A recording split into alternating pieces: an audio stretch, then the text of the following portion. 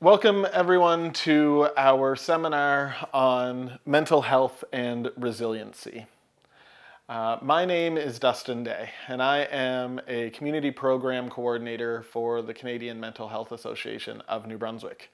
It's a mouthful, but essentially my role is I work in the community in New Brunswick. I'm in Woodstock. There are 14 of us throughout the province.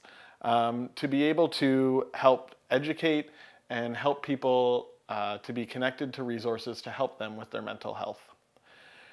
And so today I just want to take some time. I hope that you can relax, take in some discussion, begin to think about your own mental health and how you can build resiliency to be able to handle situations as they come up that might combat having a good state of mental health. So today I just want to begin by discussing and thinking about why is mental health so important? Why is discussing mental health so important? And the main reason for that is that each and every one of us, every person, has mental health. You'll notice on the slide here that at the bottom there are 5 people. And that represents that 5 in 5 people have mental health. We can all have either good mental health or low mental health and move around in the state of where we are in our mental health. And we'll get to that in a moment. But first, I want to look at the other pictures of 5 people on the slide. At the top right here, or your left, it will say there's 1 in 5. So there's 1 green person, 4 blue people. 1 in 5 people will experience a mental health illness this year. Meaning, yes, we all have mental health, but there are also mental illnesses. And 1 in 5 of us will experience a mental illness this year in Canada. And at some point in our lifetime, 1 in 3 people will experience a mental illness. And so as we think about that, that's 20% in this year, 33% in their lifetime will experience a mental illness. And so today we want to enter into the discussion of how can we help to build resiliency to be able to prevent that from happening. Also, as we think about mental health, we recognize that mental health is not just about mental illness. Mental health recognizes that 500,000 Canadians miss work every week due to their mental health concerns. Whether that be stress, waking up just not feeling like you're able to interact with people that day, or maybe you're just having low mental health.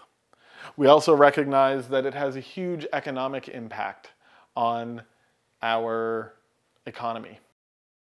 $51 billion is spent on mental health every year, and that's the cost to us as Canadians. And so it's important that we look after our mental health, that we care for our mental health, just like we look after and care for our physical health. But what is mental health? And you're going to notice on the screen that there's an arrow up and down. Mental health is fluctuating. We can be anywhere on this arrow for mental health. We recognize that mental health is the state where we are at in how we are able to cope, in how we are able to interact with society, culture around us, in how we are able to set goals and move forward in who we are. And so our mental health can either be really high, we can be experiencing good days where we have mental clarity, where we're able to make decisions very easily, where we have courage, where we are able to step out of our comfort zones. Those are times when we would have high mental health. But then there are times when we will have low mental health, where we might find ourselves at the lower end of this line, where maybe we're having times of feeling very anxious, where we're having lots of stress, where we're having times of difficulty in making decisions, or maybe we're feeling depressed, sad, upset. Maybe we're grieving. These are times when we're going to have low mental health. And so we all fall somewhere on this line of high mental health and low mental health. There are lots of things that contribute to our mental health. Our balance of life and work. Are we taking on too much work and that's causing a lot of stress in our lives, which is equating to low mental health? Are we aware of the things in our lives that are happening to us or around us, the situations which are causing us stress and worry? Do we have self-compassion? Are we taking care of ourselves? Do we have a positive attitude? Are we being mindful? And we're going to talk a little bit about mindfulness and things that we can do to be mindful later on in the presentation. How's our self-esteem? Do you think highly of yourself? Do you recognize the things that you do well? How is your physical health? Because we know that physical and mental health are closely linked.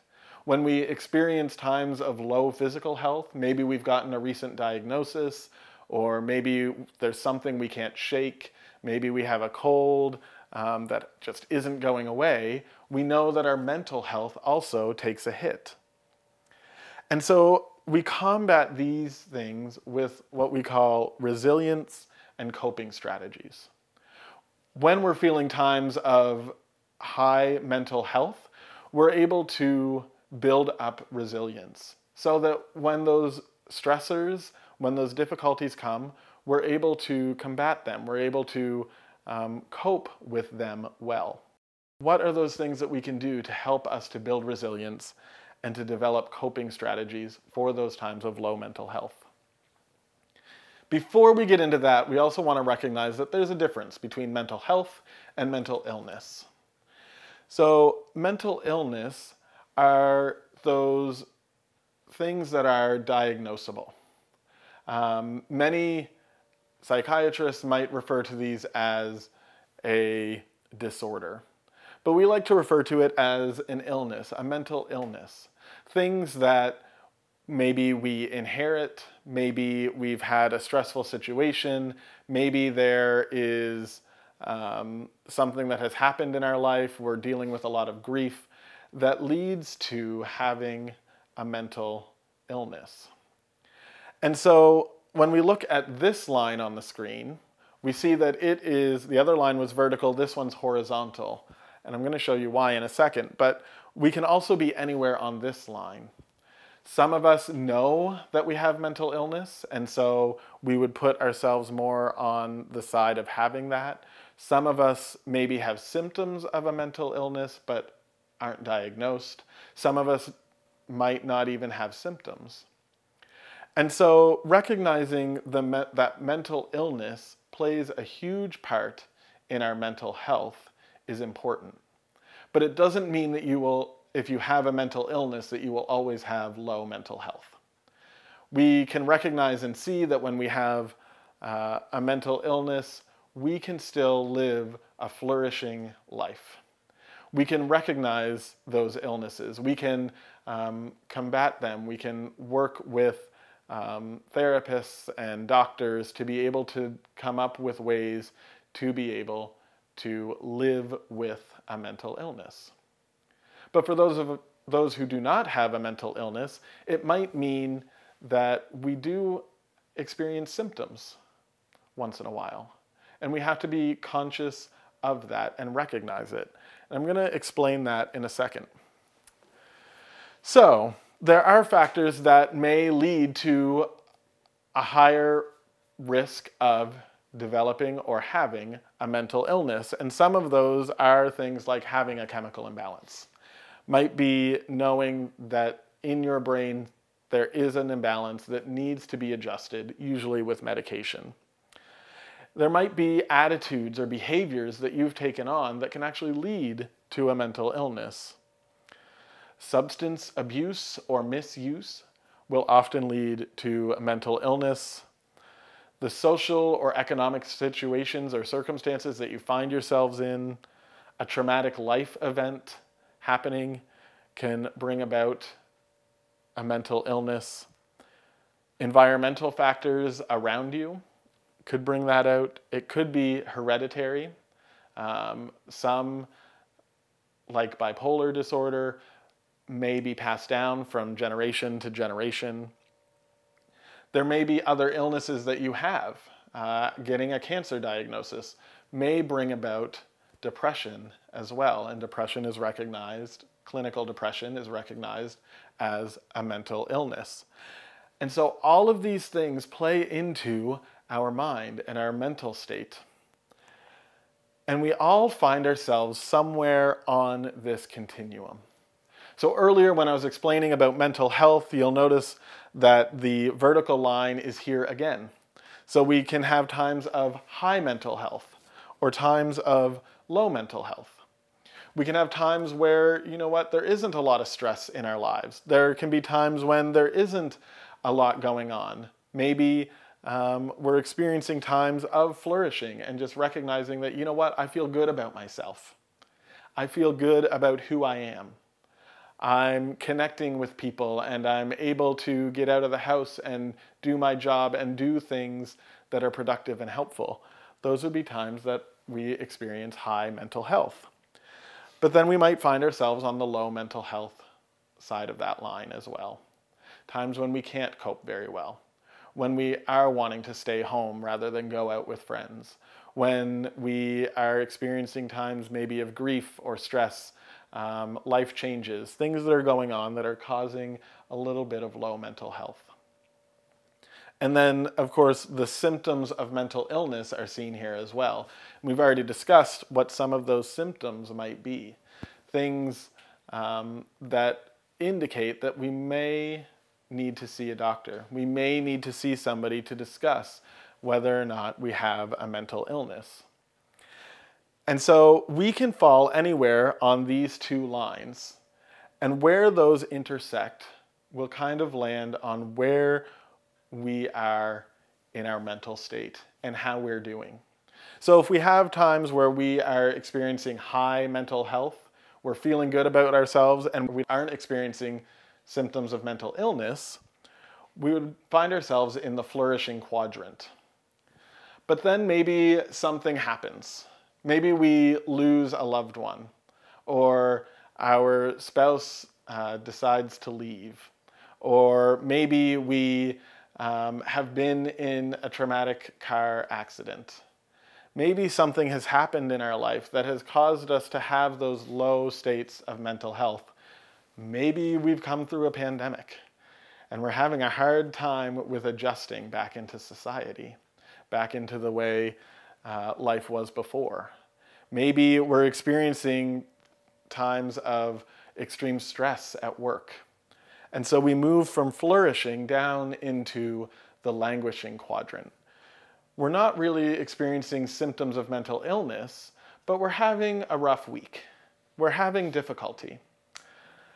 And so we move into languishing. Now, what we're going to talk about today is how do we bounce back from that?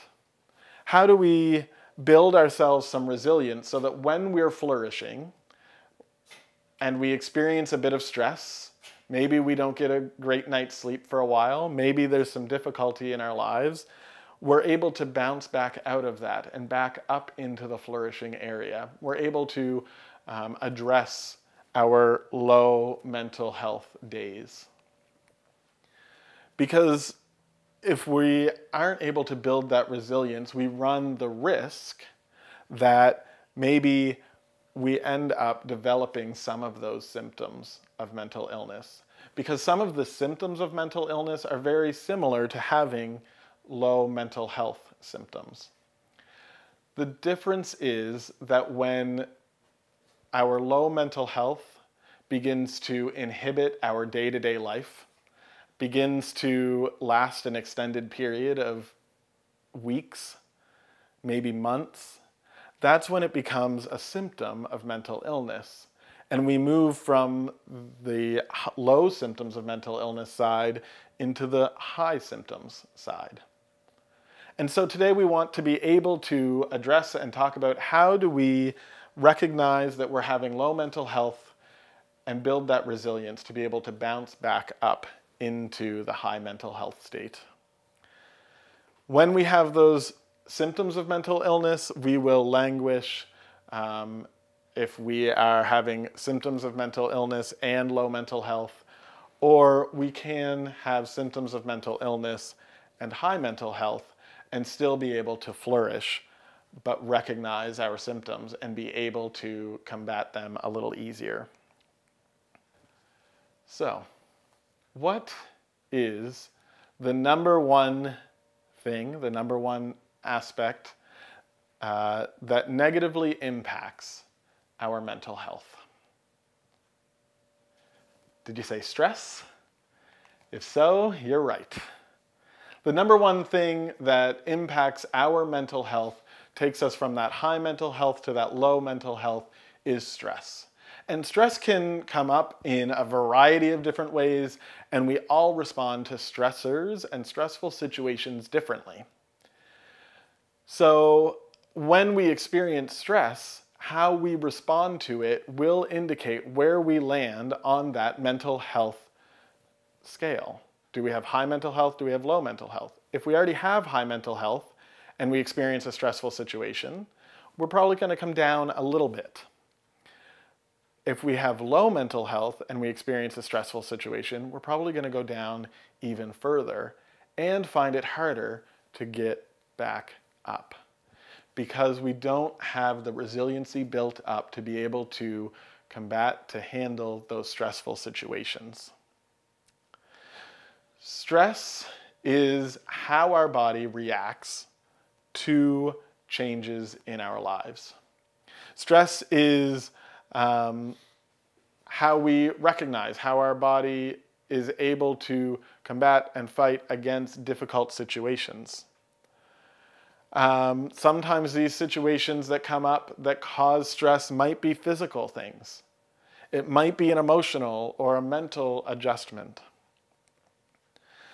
All these stressful situations come at us every single day. And you'll see an equation here on the screen. S equals P is greater than R, which stands for stress is equal to the pressures that we experience being greater than the resilience that we have in place. So when our resilience is low, our stress is going to be higher. But when we have that high resilience and the pressure comes at us, we're going to respond in not as stressful of a way. Stress can come at us from multiple angles. There can be environmental things that come at us and cause stress in our lives. Environmental stresses might be something like our body is not doing what it used to do. We get up out of bed and we have pain. And that doesn't feel right. That doesn't seem right. And so that causes a bit of stress in your life. The social stresses might be that you're driving down the road, like I said earlier, and somebody cuts out in front of you. That causes some stress. That's social stress. Maybe a friend has said something to you that is weighing heavily on your mind. That is a social stress. Psychological stress are those things that we build up in our head. Psychological stress are things that we recognize, yes, they are stressful, and we build them up to be more than they need to be. And then our own thoughts are taking that further and creating things to be stressed about and worried about. Stress isn't always bad, though. Stress can motivate us, can teach us. Fear is a form of stress. And sometimes fear is irrational, but sometimes fear is something that happens to us to protect us from a danger that's happening around us. And so how maybe stress also motivates us to get work done. Some of us, like me, are procrastinators. And so when we feel that stress and that burden, then we work better and harder to be able to meet the deadline. And so some of us recognize that stress motivates us and can do that. But stress can also have a negative impact. Stress actually can equate to a high level of burnout. It can impact our physical health. Those who experience high levels of stress live shorter lives than those who are able to relieve stress. And it leads to physical ailments as well. Heart problems and digestive issues come from having stress. And when we're under too much stress for too long, that can cause major health problems. So how do you react to stress? There are 3 recognized ways that people react to stress. And we all react differently. And there's no right way. It's just a personality decision of how you react. So there are 3 that are known: fight, flight, and freeze. Today we're going to look at fight as being overexcited. So a stressful situation comes up and you might tend to get angry, you might tend to get upset, agitated. You want to really combat that stress right away, that stressful situation. Maybe a coworker has said something to you or they haven't done their job. It's causing a lot of stress on you and you want to go and lash out. You want to go take it out on them.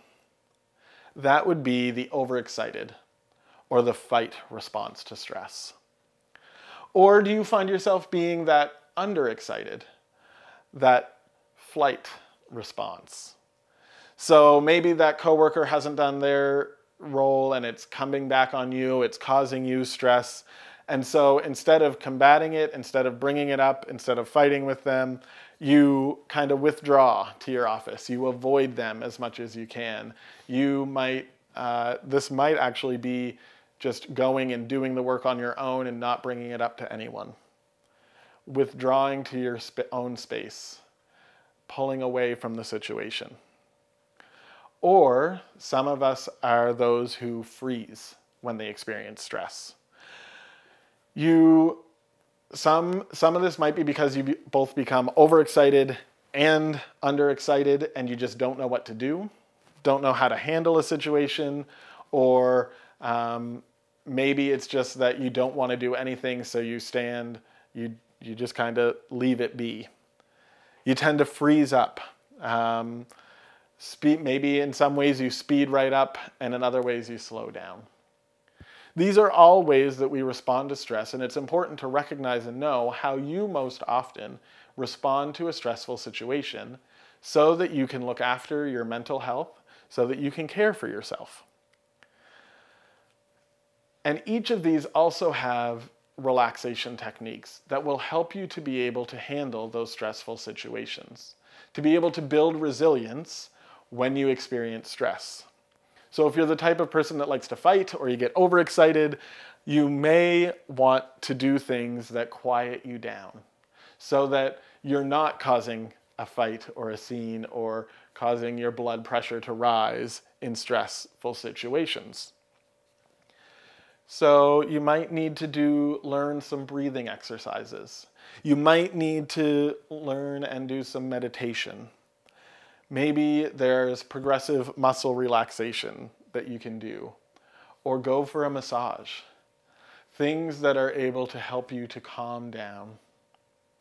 For those who get underexcited, you may respond best to things that are stimulating, that engage your nervous system. Maybe you need to do some yoga, some Tai Chi, rhythmic exercises, things that kind of stimulate you from shutting down completely. And for those who freeze, the challenge is to identify for yourself what are the techniques that provide safety and stimulation for you to be able to reboot your system. Techniques like mindfulness or walking. Maybe you need to get out of the office and go for a walk over your lunch break. Or doing power yoga. Those things might work well for you to be able to stimulate when you're feeling a lot of stress to be able to take part in. And finally, just before we get into the resilience side of things, how to build resilience, what are things that we can do to be able to become more resilient, to build up our mental health? I wanted to explain that CMHA, along with psychiatrists and therapists, recognize and build off of what is called cognitive behavioral therapy. And cognitive behavioral therapy simply is the practice and recognizing that all of the things that we think, feel, do, and sense are interconnected. So when we experience a stressful situation, we immediately think something. Our thoughts cause us to feel something. A combination of our thoughts and our feelings cause us to react, to behave in a certain way. And all of those things as well cause us to sense. Our body might tense up. Our body might become cold or clammy. All of those things are interconnected. And we can recognize when we are having low mental health, when we're needing to maybe step out of a situation, when something is causing us stress, based on maybe how we're reacting to situations. So I typically work with youth. And when I'm explaining this to teenagers, I'll put it in their context. And I think we can all relate to this situation. So as a teenager, think of yourself in school. You walk into a classroom and there's already a group of 4 or 5 students in the corner hanging out waiting for class to start. Just as you walk into the classroom, one of the students looks up at you. All of the other students at that same moment begin to laugh as well. In that moment, what are you thinking? In that moment, are you thinking, oh, they're making fun of me? Are you thinking, oh, I've stepped into something, I shouldn't be here? Are you thinking, I wonder what they're laughing at? Are you thinking, oh, somebody told a funny joke? All of those thoughts will have a different response to how you feel. So if you walk in the room and they start laughing and you think they're making fun of me, your feeling is going to be sadness, upset, anger, shame, fear maybe. If you walk in the room and think, oh, somebody just told a funny joke, your feeling is going to be maybe around joy, excitement, happiness for them. Depending on how you think and feel is going to be how you respond. And when I ask teenagers this especially, a lot of them say, my response in that moment, their thinking is they're making fun of me. And my response is going to be either walking out of the room, I'm going to go and sit at my desk quietly, I'm going to avoid that group of people completely, which leads to their physical sensations of being that tense, tight, hot, and leading on that angry emotion. Whereas if you walk in the room, somebody looks up, the group laughs, maybe a joke has just ended, and you're able to tell that, or you just sense that, maybe that's what's happening, your behavior is going to be different. You might interact with the person who looked at you. You might sense that joy and smile as well. You might speak out and ask what was going on. There's less of that drawing away and more of that interacting. how we think and feel about things. Now, the thing is, we need to be able to look at the situation and look at the evidence of what was happening and be able to guide our thoughts and our feelings based on the evidence that we're actually experiencing. And when we are having times of low mental health, that is going to be a lot harder to do because we're typically more cynical, more negative, and more focused on the negative things that are happening or seeing things as negative rather than a positive. So let's begin talking about resilience. How do we build up a resilience so that we don't find ourselves dipping into that time of having low mental health? How do we maintain a state of high mental health, and in that high mental health be able to prepare ourselves for those times of being low in our mental health? Resilience is the process of adapting well in the face of adversity, trauma, tragedy, threats, or those significant sources of stress that we come across. These things can be family or relationship problems. They can be serious health problems that come up in our own lives. They can be workplace or financial stress. And resilience is simply bouncing back from these difficult experiences. Being able to experience these stressors, being able to have a stressful situation, being able to recognize and see the family stuff that's going on, the work stress that's going on, the financial things that you might have in your life, and being able to bounce back from it. Being able to hit the floor and come back up like a bouncy ball. How can we experience those stressors and come back up? And so there are lots of ways that we can build that resilience. I think one of the main ones, one of the first ones, is that we need to be able to build connections with other people. Making connections with people, we as humans are designed to be in connection, in relationship with others. We can't stand on our own. We need other people to be able to bounce ideas off of, to be able to explain a situation to get a different perspective from. And so if we're able to make connections, that can be with friends or family, that can be maybe connections in the community or connections with counselor, therapists, or with other resources that are available, we'll be able to combat those stressful situations a little easier. We need to be able to avoid seeing a crisis as an insurmountable problem that we can't overcome. We need to be able to maybe break it down and recognize, okay, maybe the whole thing looks difficult, but if I can take a little chunk and combat that, that is manageable. We need to also be able to accept and recognize that, you know what? Change is a part of life. There's always going to be things in our lives that are changing. And we can look back on the past and recognize, you know what? I experienced this change in life and I made it through and I was able to adapt. And so we can recognize that the change we're going through now is something that we can adapt to as well. Have goals and move and work towards them.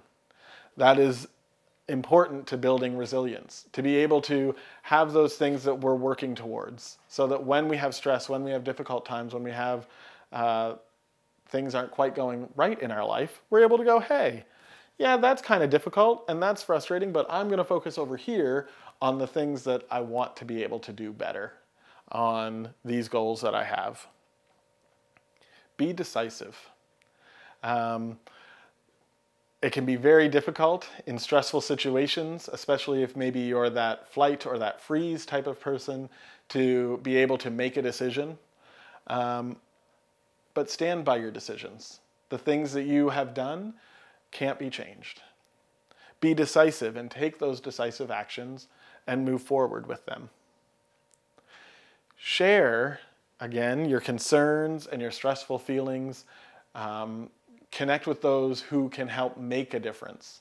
So yes, as I said earlier, make connections is important, but going home, talking with your friends about your work stress, and then not actually sharing your work stress and your concerns with the people that can help alleviate that stress.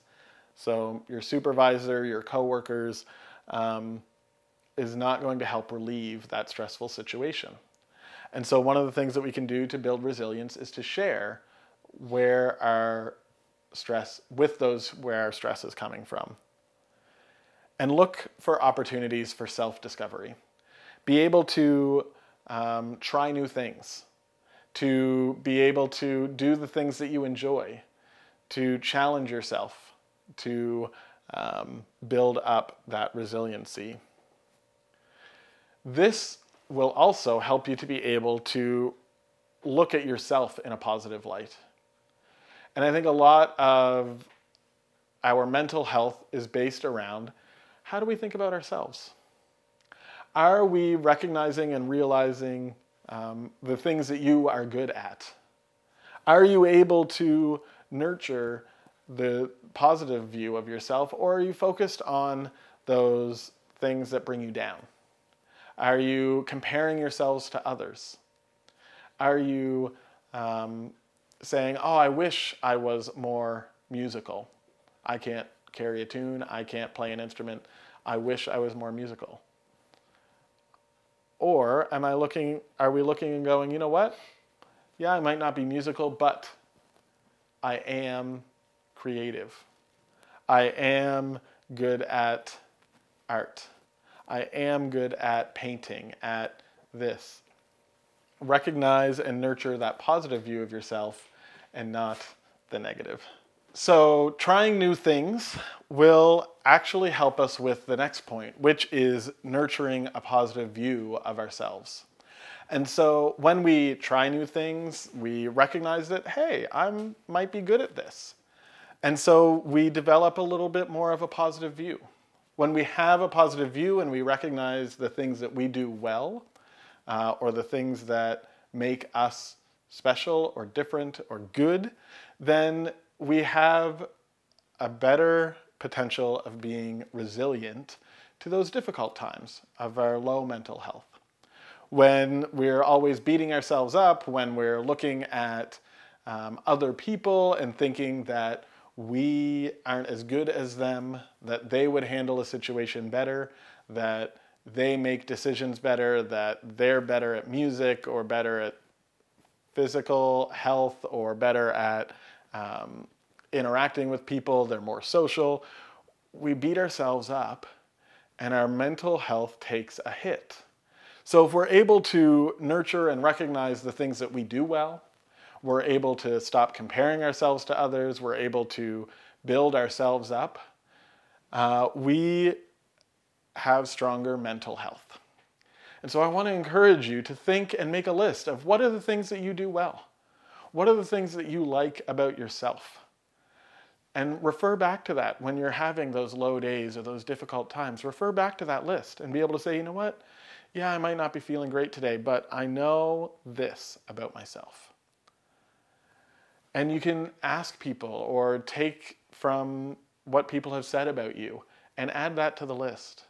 It's important that we are able to do that, to recognize the things that we are good at. It's not being prideful or boastful. It's being realistic and recognizing and building our mental health. Also, keep things in perspective. If we take every little thing and blow it out of the water and make it a bigger deal than it is, then we're going to experience stress over every little decision. Not every decision, not every situation that comes up is the end of the world. We need to be able to recognize what are the things that are important and what are the things that can wait. Keep things in perspective. Have a positive outlook, a hopeful outlook. That can be difficult on those low mental health days. But we need to be able to be hopeful, to have a positive outlook, to be able to look at things on the positive side, which can be extremely difficult as a human being.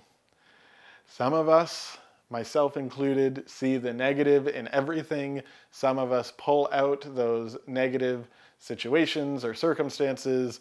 We love to find the things that aren't going great. And when we focus on those things, of course, we're going to have more stress. We're going to have lower mental health. So we need to be able to look and be hopeful. Find the good things to look at. Do some physical exercise. Build into your daily rotation at least 30 minutes of movement of some sort. Be able to get outside, go for a walk, to be able to do things that help you to physically feel better. Because when we physically feel better, it is shown and proven that our mental health is healthier, is better.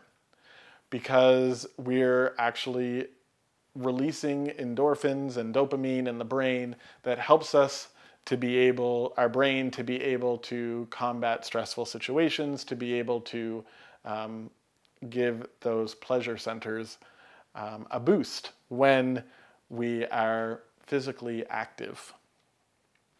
Another thing that we can do to help build resilience is actually to look and help others. When we help others, when we look outside of ourselves, when we do a good deed, again, it releases that dopamine in the brain. It helps us to be able to recognize that there are other people and build those connections with other people. We're not so caught up in our own heads, in our own selves, but we're looking outside of ourselves. And that helps us to be able to build a better mental health, because it helps us to be able to recognize maybe what other people are going through. It helps us to put other things in perspective in our lives. It helps us to be able to recognize that other people are going through something difficult too, and we're not alone. All of that just by helping someone out in a difficult situation. Or maybe it's not even that. Maybe it's just holding a door for someone and they give you a thanks. And that boosts our self-esteem a little bit. It gives us a little bit more of that strong mental health. And finally, the most vague of all is to take care of yourself. You know yourself best. You know when you're feeling a little off, when something isn't quite right. You know when you wake up and you have that day where you just don't feel like getting out of bed, or you don't know that you can go into work. Take those times to be able to care for yourself, to be able to do something that you enjoy, to do some self-care, looking after yourself. When you recognize and realize that maybe you're going through a time of heavy grief or a very stressful situation, be able to step outside of that and do something that you enjoy and take care of yourself. Back here, we talked quickly about maintaining a hopeful outlook.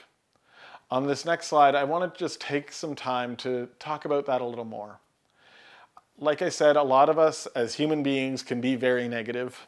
We can easily look at the negative side of life. We can focus on what is wrong and what is going wrong and the things that are causing us stress and the things that we don't like.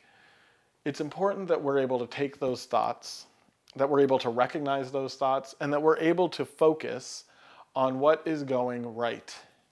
What are the good things that are happening in your life? What are the things that you enjoy? What are the things that you like? What are the things that are beneficial to you? And if we're able to focus on what is strong rather than what is wrong, then our minds will naturally start to pull those good things out of our daily conversations and situations and not dwell so much on the negative and on the stressful situations in our life. Instead of always trying to fix what's wrong, focus on what's right. Focus on the good things. Be able to leave the things that are wrong and negative to the side and be able to focus on the good. Know what you can change and what you can't change. And be able to practice putting the things that you can't change to the side. Being able to look at the things that you can't change and we call it radically accept them. Those things that can't be changed, just say that's the way it is. But pull it out and recognize it and name it. And you'll be able to know the difference between what can change and what can't, and work on the things that can change. And finally, when dealing with stressful situations, recognize that we can only change our response to a stressful situation. We cannot change the actual situation that's happening. And we all respond differently. How I respond to grief and how my friend responds to grief are not going to be the same. When somebody close to my family passed away, my sister and I responded completely different. I withdrew, pulled away, hung out by myself in my apartment for a few days to deal with that grief. Whereas my sister had to be very involved, had to be planning and organizing, getting things ready, talking to people, very much involved in that situation to be able to handle that grief and to be able to deal with that stress. We all, and to some, I looked at her and went, how are you able to do this? Whereas I was feeling the weight of the world. Some of us are going to respond to different stressful situations differently, and we can't compare ourselves to others. We need to just recognize how we respond and be able to be okay with that and be able to change maybe how we respond, but not the event that actually took place, because we can't control that. You are in control of yourself.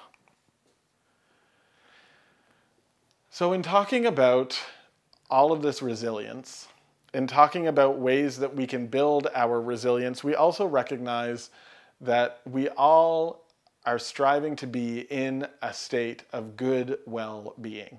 We're striving to be high on that vertical line of mental health and having good mental health.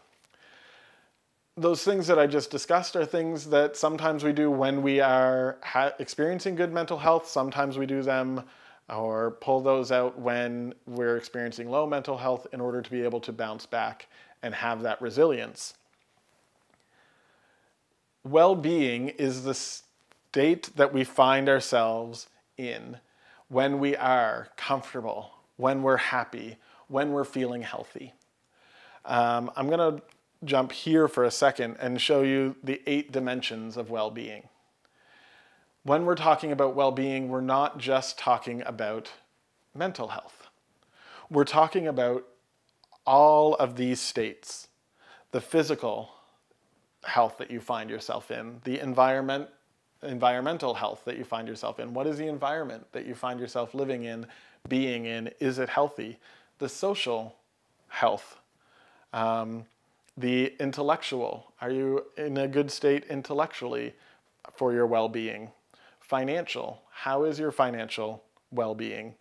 Occupational, emotional, and spiritual. Those are the 8 dimensions of well-being that make up who we are as people. And so in each of those 8, we have the state of being comfortable, happy, and healthy. We can be comfortable in our financial, we can be happy in our emotional, we can be healthy in our social well-being.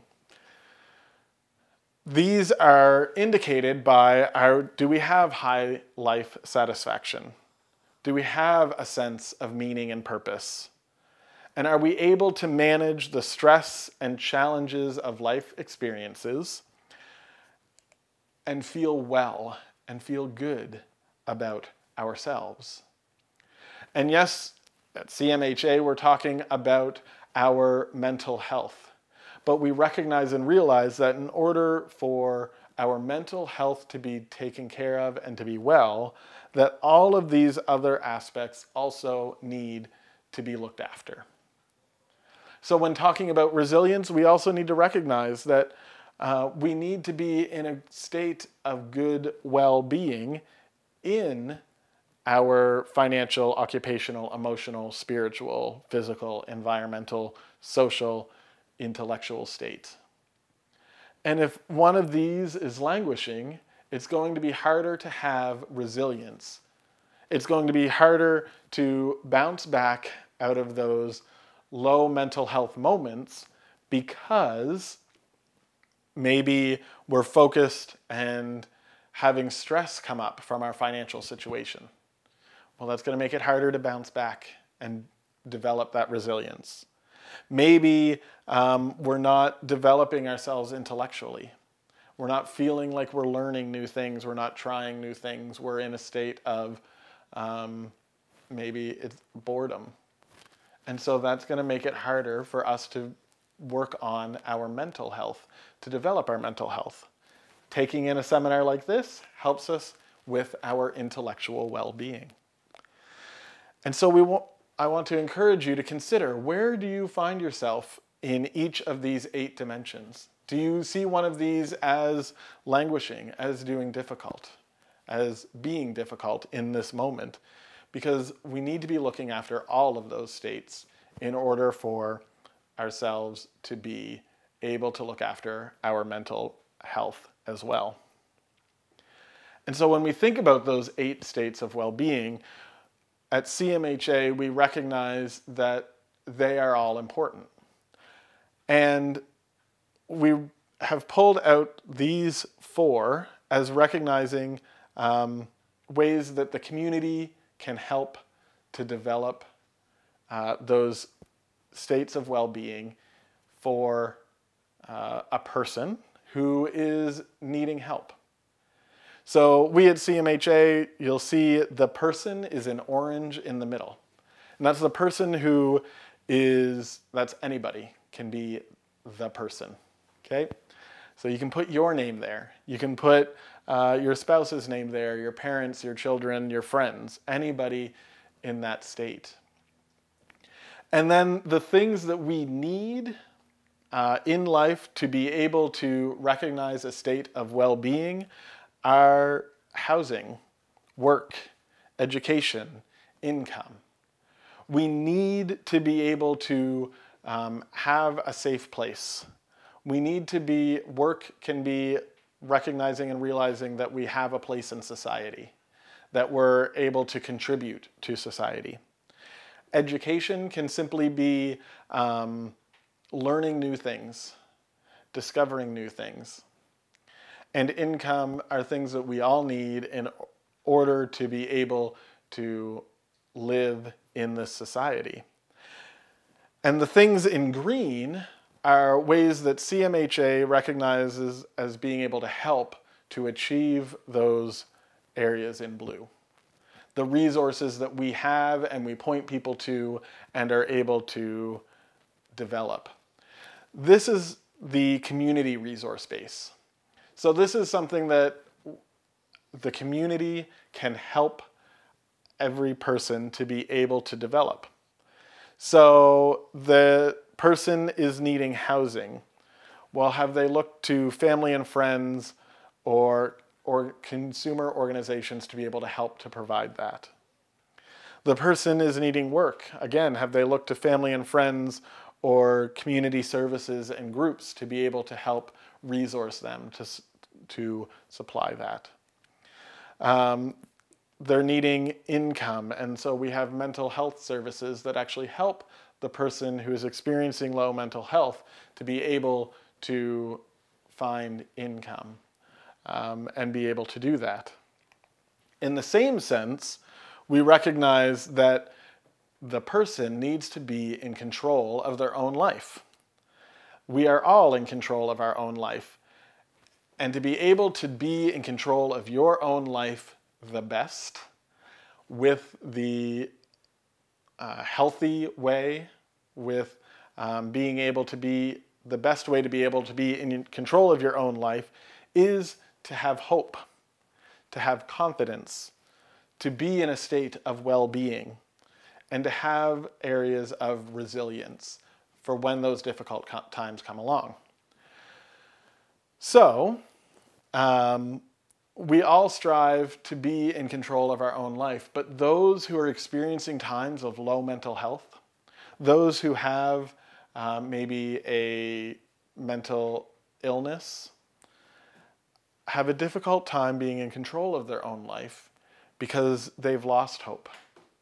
And so they're not in control anymore. They're letting their hopelessness and their loss be in control. They might not have confidence in themselves anymore. And so they're letting someone else hold, or they're letting their confidence languish. And so that's causing them to hold back from being in control. Something in their well-being, those 8 areas of well-being, isn't quite right and up to par. And so it's causing them to not be in control. And maybe they don't have resilience. And that is causing those bad mental health days to actually be in control rather than building up the mental health. And so again, the things in green are areas that we can, or resources that we can provide, or a person can provide themselves to be able to develop those needs that they have. So if somebody's needing resilience or well-being, finding a purpose and a meaning will help build that resilience. If somebody is needing confidence, building on their positive sense of self will help them to develop that confidence. If somebody is needing a well-being, if one of those areas of well-being aren't up to snuff, being included and belonging to something, to some organization, will help with develop that well-being and give them confidence as well. And if somebody has lost hope and is needing more hope, then being able to have an understanding of mental health and a positive sense of themselves will help build that hope. The goal is that all people will be in control of their own life. But we recognize that that isn't always the case. Because when we're experiencing that low mental health, or maybe they're needing one of these things, it's hard to be in control. And so at CMHA, we work side by side with the community resources that are offered and to be able to give people their personal resources that they need in order to be able to develop positive mental health, in order to be able to develop a state of well-being, and to develop resilience as well. And so you might find yourself in one of these states of maybe you have lost hope, you haven't been able to develop resilience, you've lost confidence. So I want to encourage you to find those positive senses of self, purpose, and meaning, and be able to address those things that are needed to maintain a positive state of mental health. So that was a lot of information. In the next few minutes, I just want to take a little bit of time to provide you maybe with some resources, some practical application things that you can do when you experience stressful situations, that we can do when we don't know maybe, or when we're experiencing low mental health, to be able to build up that resilience, to be able to bounce back again. Maybe there's something going on today or tomorrow, something that happens and you just can't shake it. Some of these practical things might help you to be able to move up again on that mental health line, to be able to get higher in your mental health to a state of good mental health. The first is to help in dealing with stressful situations. Maybe you're having to get up in front of your colleagues at work, give a presentation, and you're really anxious about it. Maybe you're having to get back in a car after an intense car accident, and it's causing a lot of trauma to come up. Maybe you're having to go and have a conversation with a friend, and it's causing a lot of fear. One of the greatest resources that you have is your own breathing. your own ability to be able to calm yourself down through relaxation breathing. And this is something that you can do no matter where you are, no matter what's going on around you. When you're feeling extra anxious, extra nervous, extra worried and stressed, be able to recognize that and take a moment to breathe. And so I want to there's many different options here. A lot of it is just about deep breathing. So I want to take a second and just practice this with me and see how you feel after a few seconds of deep breathing.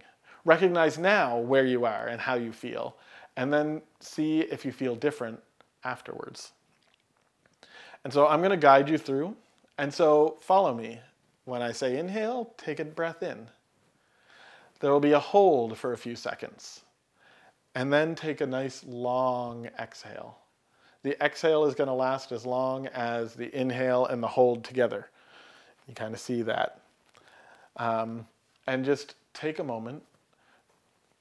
Hopefully you're able right now to put both feet on the floor, to sit back in your chair, to be able to sit in a relaxed state and begin breathing. So I'm going to lead you through this breathing exercise. And I'm going to count you through the breathing of inhale, hold, and exhale. So to begin, I encourage you to sit straight up in your chair, to have both feet on the floor, and to find a relaxed state. And just listen and breathe. Begin with an inhale. 3, 2, 1. Hold. 6, 5, 4, 3, 2, 1. Exhale. 7, 6, 5, 4, 3, 2, 1. Inhale. 3, 2, 1. Hold. 6, 5, 4, 3, 2, 1. Exhale. 7, 6, 5, 4, 3, 2, 1. Inhale. 3, 2, 1. Hold. 6, 5, 4, 3, 2, 1. Exhale. 7, 6, 5, 4, 3, 2, 1. Inhale. 3, 2, 1. Hold.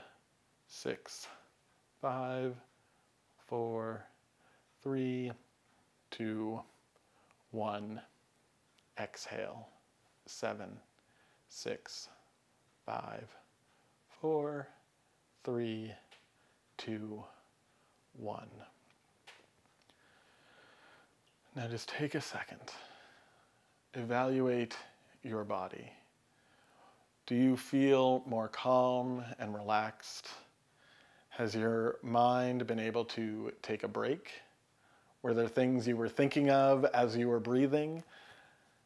My hope is that you were able to focus on the breathing, to pause your thoughts as they come in, to let them go, and to be able just to find yourself in a more relaxed state. This will help you when you're feeling anxious, worried, stressed, to be able to calm your body down, to just take a pause, to reset.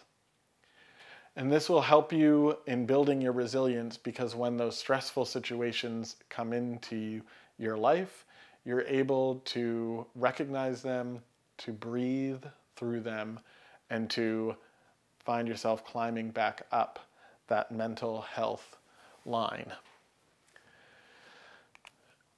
Another thing that you can do, especially if you find yourself in a stressful situation, if you deal with anxiety a lot, If you find yourself in a state maybe of hyperventilation or needing to just take a break and take a pause, maybe you can't catch your breathing, can't be able to do that mindful breathing exercise, is what's called mindful grounding.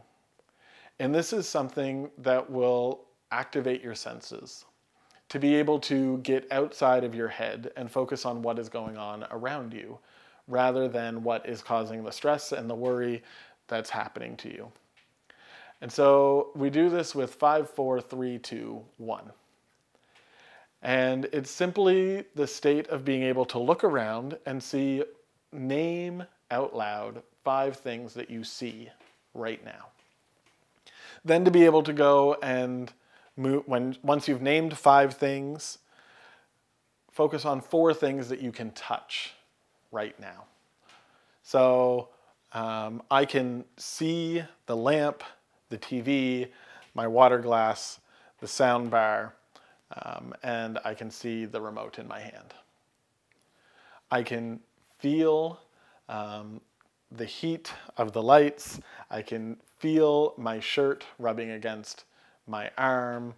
I can feel my feet touching the ground. And I can feel the air flowing on my skin. 3 things that you can hear right now. 2 things that you can smell. 1 thing that you can taste. And so if you're able to remember these things, maybe write them down, put them in your wallet or your purse, in your pocket, be able to pull that out. And when you're feeling those stress, anxiety, those worries, you can go through this list. And it will help you to be able, again, to get out of your head and to be able to recognize the things that are going on around you and ground you back into reality. Because when we're experiencing times of high anxiety, high stress, high worry, oftentimes we get in our own heads, and again, we talked about this earlier, our thoughts take over and our thoughts take control. And so this will help us to be able to slow down those thoughts, to be able to recognize the reality of what's happening around us and not the thoughts that we are making up or the feelings that are causing us that stress and anxiety. Other ways that you can work on building your mental wellness is to be able to manage the stress that is in your life. What are the things that cause you stress, that you know are stressful and worrying for you? And be able to remove those things or avoid those things in your life. Again, exercise regularly. Have a healthy diet as well. Research shows that when we look after what we're eating, then our mental state is better because our body is not, again, fighting the physical that we've given to it. Instead, it's able to flourish and work properly. Improve your self-esteem. I'm going to say that over and over and over again because it is so important to our mental health. Learn how to adapt to changes. What are the changes that you can control? What are the changes that you can't? And be able to adapt and overcome those changes and learn how to do that for yourself. Learn tricks and ways to deal with your emotions. Be able to recognize your emotions. Even naming how you feel helps you to be able to deal with your emotions because you're able to know and recognize, okay, I am feeling sad, I'm feeling hurt, and this is where those emotions are coming from and be able to deal with them. Find inner peace. Earlier we talked about the 8 states of well-being, and one of them is spiritual. Spiritual refers to your inner peace. Are you at peace? Are you able to find ways to seek out that peace? Are you able to do things that bring you peace? Mental wellness also hinges on getting enough sleep. I think we've all been there where we wake up after a terrible night's sleep and we just feel off. We feel grouchy, we feel upset. Nothing can go right that day because of the sleep that we got the night before. We may not be able to name that, but oftentimes we can refer back to that and recognize that we're not getting enough good sleep. And that can be because we're stressed over a situation, because we're grieving, because we stayed up too late watching the latest game or the awards show, and we can recognize that, but we need to be able to get the sleep our body needs. Find things in your life that are relaxing. Find things that you enjoy doing, but also that bring you calm, that relax you. And that's going to be different for everybody again. Build those positive relationships. Recognize the people in your life that build you up, that give you encouragement, that help you in times of difficulty, and be able to build those relationships rather than focusing on the ones that cause stress and worry and anxiety. Develop that strong support network. Give and receive compliments from people. When we're able to compliment someone, they compliment us back, or even just giving a compliment to someone and seeing how they react helps us to be able to build our own mental health, whether or not we get a compliment in return. It's simply the act of looking for, recognizing the good qualities and quantities that somebody has. Get involved in your community. Again, help to build those connections with those outside of yourself. Recognize your neighbors. Be able to find the good things in your community. All of these are practical things that you can be doing to help build mental health, to have a state of strong mental health that will help you in building your resiliency. And in supporting others. So back here, we talked about helping others. In doing that, here are a few things that you can do to help someone else. Maybe you're recognizing and knowing that somebody else is low in their mental health. Maybe they're struggling with mental illness. Maybe there's a spot on that well-being, those 8 dimensions of well-being that you know somebody is having difficulty with. Be able to point out to them the things that you've noticed. Be able to have concrete examples. I've noticed your mood has changed. Your attitude towards work has changed. The way that you address this person isn't the same. I've noticed that you're going through a lot. That must be stressful. I've noticed that your work ethic isn't quite there. Is there something? Ask if there's something going on. Ask them to tell you more about what it is that's happening. Ask them to elaborate and just listen. Maybe you know that they're going through a difficult life change. Be able to say that. I've noticed. I know that there's something going on in your life. I know that your parents are sick. I know that your kids are leaving home, that you have an empty nest again. Tell me more about that. How are you dealing with that? Offer to help them along the way. What can you do together to build that connection? What can you do together to be able to work together on that and not just leave them on their own? You've done the listening. Now it's time to come alongside, to be that human connection for them, and offer that you are here to help. Now, if you find yourself being the one who is in a state of low mental health, you can reverse this. You can go to someone and say, listen, I just need to talk. These are the things that have been going on in my life. Can you help me?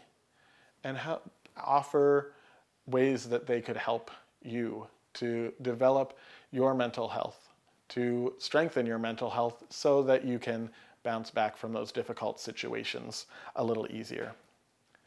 And then, of course, if you find yourself in a state of low mental health for an extended period of time, you're considering and thinking it's been a few weeks, a few months of this depression, of this anxious feeling, of these fears, of paranoia, or maybe something traumatic has happened and you still just can't quite get over it, there are lots of resources available to help.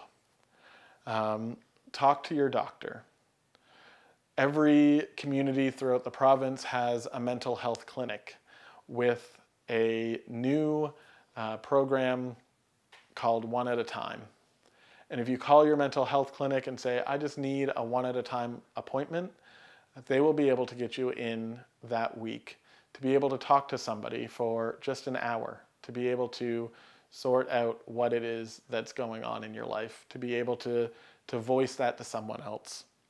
So I encourage you to talk to your doctor or call the mental health clinic. Maybe you already have a counselor or a professional that you can go to and talk to. Your work might have EAP services or something through your benefits. Reach out to those friends, those family members, a spiritual leader, a mentor. CMHA offers a program called Bounce Back that you can do as self-paced. We have online videos that are available to you to be able to learn and address maybe the things that are causing your low mental health. And we partner you with a coach who will call you and check in and see how things are going. You can call Telecare or 211 to find out more resources that are available for you. There are countless websites that you can go to. eVisit New Brunswick has mental health services as well. So if you can't get in to see a doctor, maybe you don't have a doctor, you can go search eVisit New Brunswick and access their mental health services there as well. There's always CMHA helplines and Kids Help Phone. You can call or text Kids Help Phone to be able to access immediate help if needed. And of course, if it is an emergency that you're experiencing, if you're concerned about someone's mental health, their state of well-being, then you can access any emergency department in any New Brunswick hospital to be able to address that as well. So, this brings us to the end of our time together. If you have any more thoughts or questions or things rolling around in your mind, you can reach out to me, Dustin Day, remember from the beginning of this. You can reach out to our head office in Fredericton, and we'll be happy to talk to you, to point you to more resources, support groups, or programs that are available to be able to help consider, build your resiliency, and consider your mental health. Thanks for joining me today, everybody, and I hope that you are able to build your resilience so that you can have strong mental health in the face of the everyday stresses that come up in life.